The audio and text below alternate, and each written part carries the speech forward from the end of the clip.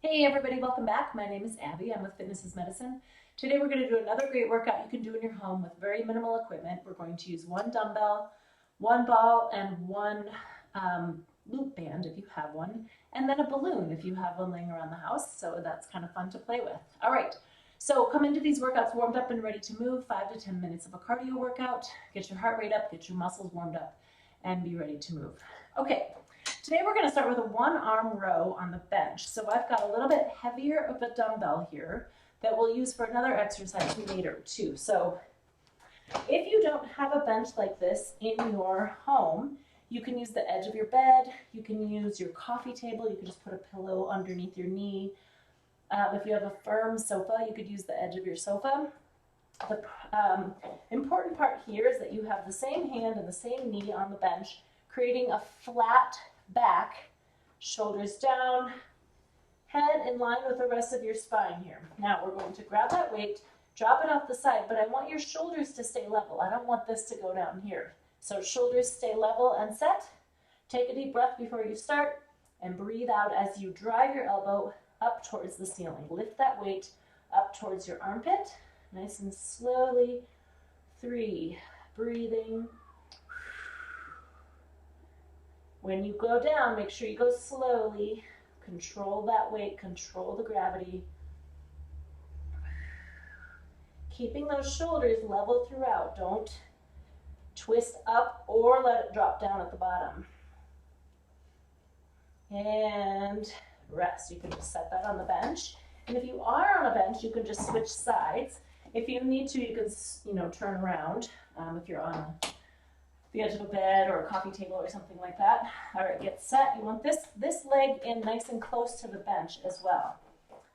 Take a breath before you start. Drive your elbow towards the ceiling, lifting that weight towards your armpit. 4, 5, nice and slowly, keeping that back as flat as possible. 7, thinking about pulling that shoulder blade toward your spine. 9 and 10. All right. Good. Now, I'm going to get this bench out of my way. And next we're going to do a squat. And it's up to you if you want to hold any weight with this squat or not. But we're going to do slow down, normal speed up. So many times I recommend that you hang on to something like a kitchen counter or something like this where you can really sit back into that squat, particularly if you have any knee pain when you do squats. That can really help. So you're putting your weight in your heels and not going forward. This is common where people want to squat. See, my hips are not flexed here. We want to flex your hips, sitting back into your heels. So I'm not going to hold any weight for this exercise. Like I said, if you're a seasoned squatter and you know you can do it, you can hold a weight in one hand or both hands, but I want you to really sit back now. We're going to do a count of 3 down, 1 up. So it's not really fast, but it's normal speed up, but 3 down, lowering into that squat. So I'm going to put my hands out in front of me as my counterbalance. 1, 2, 3, 4. 1, 2, 3, 4. As you stand up, really squeeze those glutes. Keep your chest and shoulders tall, looking across the room. 2, 3, 4. 1, 2, 3, 4. The other thing you want to look for is making sure you're keeping your knees straight over your ankles and not letting them collapse in. So, like I said, if you need to, you can use this to sit back and stay in that really good form, really squeezing your glutes as you stand up. It takes a little pressure off your knees. Let's do 3 more. 1, 2, 3, up. 1, 2, 3, 4. All right, good job. You should feel it burning in here and in your glutes. The other thing is, if it is hurting your knees still with those different techniques, try doing a smaller range of motion so you don't have to go down quite so deep. Okay, next we're going to grab a ball if you have one. And we're gonna do some back posterior chain exercises and shoulder. We're going to lie down on your ball with your tummy and your hips on the ball. And then we want to be up in a straight line. So you've got a good posture, straight line, shoulders down. We are going to reach overhead into an I, out to the side to a T, and then squeeze those shoulder blades for a W. If this is too much, you can do it on the floor with a towel like under your forehead so that you can, you don't have to lift your hands very high off the ground, but this motion will really work that posterior chain, work those shoulder muscles, work those spinal muscles. Okay, we're gonna do 5 of each. Breathing. I want your thumbs up towards the ceiling and squeeze. I'm doing a kind of a slow count to 3 for each hold. Squeeze.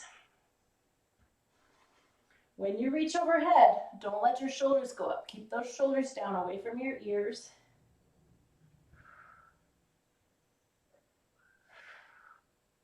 Two more each way. Really find a rhythm for your breath. If this is hard, being on your hips and your tummy on that ball, really find that rhythm. Find your breath. One more each way. Reach out to a T, and a W. All right, good.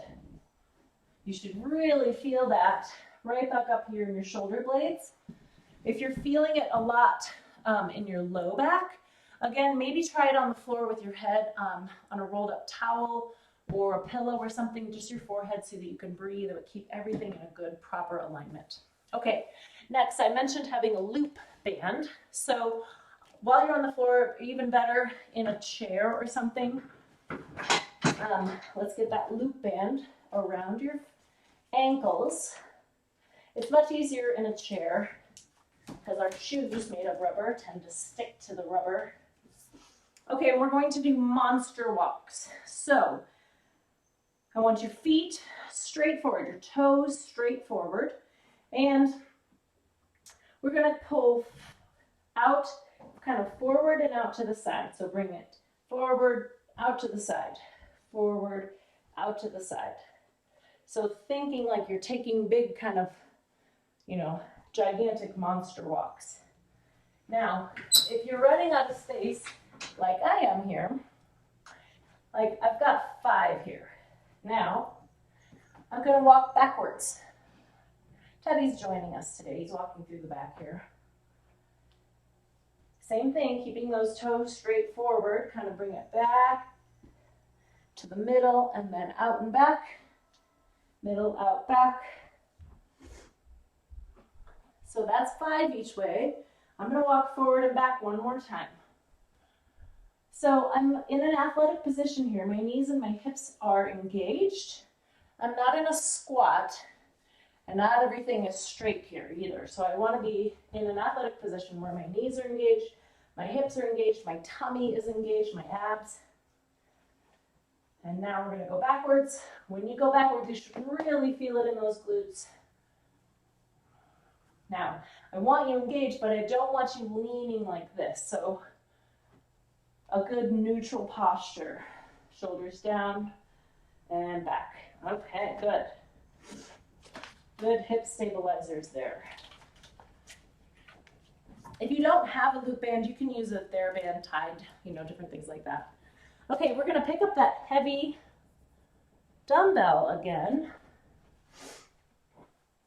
Remember to pick it up with good form. Mine was still sitting on the bench, but if it's on the floor, remember to practice what we talk about in those squats. Okay, we're going to do biceps curls using that one heavy weight. So hanging on to the ends, elbows stuck in your sides, and we're going to lift it towards your shoulders, slowly back down. Now I'm still letting my elbows go all the way straight. Now, again, I'm in an athletic position. My knees and my hips are engaged. My tummy is engaged. Don't let your back take over here. I'm saying one heavy weight. A heavy weight may be different for everyone. 8 pounds, maybe one heavy weight. 10 pounds, maybe one heavy weight, 15 pounds, whatever you have. If you don't have a heavier weight and you still want to get, you know, a little bit more work on your biceps here, do two dumbbells, that's fine. But I like to switch up the grip and switch up the kind of the mode, especially when you get to about here. Make sure those tummy muscles, your ab muscles are engaged, protecting your back. 2 more. Breathe out as you curl up. Breathe in. 1 more. And down. All right. Now, set that down with good form. And we're going to use the balloon for the last one. If you're working out with a partner, even better, because you can tap it back and forth to each other. You can tap it off a wall yourself. And now I want you to take the balance challenge that is challenging but safe for you. So that might be a staggered stance. It might be a really narrow stance, a tandem stance, or a single leg stance. So you choose which one's safe for you. The other thing is you could try this with your back against the wall, so that if you do start to lose your balance, you kind of lean against the wall, or next to something sturdy like this so you can grab on if you need to. Now we're going to do about 30 seconds on each leg or each stance. All right. So you can challenge yourself. You can keep it really low. If it gets away from you, lunge after it. That's okay. That's part of it. It's fun if you are doing it with your partner because you can challenge each other. Make them reach low, make them reach high. I find a lot of times that people will continue to reach with their right hand no matter where I hit it. So I make people still reach with their left hand, or vice versa if you're left-handed and right-handed. All right, switch. So I kind of was all over the place, but being able to step and change course and still be able to keep that thing in the air is still a good balance challenge. That's okay. It's okay to put your foot down a little or lunge after that balloon.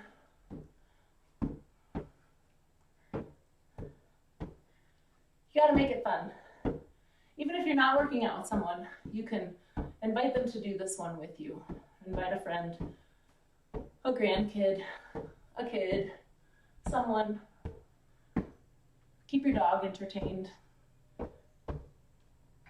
Baloo is being entertained outside by my kids, so he's not here to bark at me.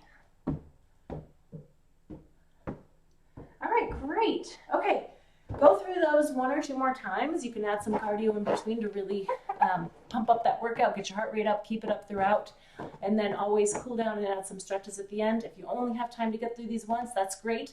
At least you got some exercise in, you worked those muscles, you challenged yourself, and that's always great. Oh, something is always better than nothing. All right, as always, please let me know if you have any questions. You can leave it in the comments or send me a private message, and I'll see you next time. Have a great workout, everybody.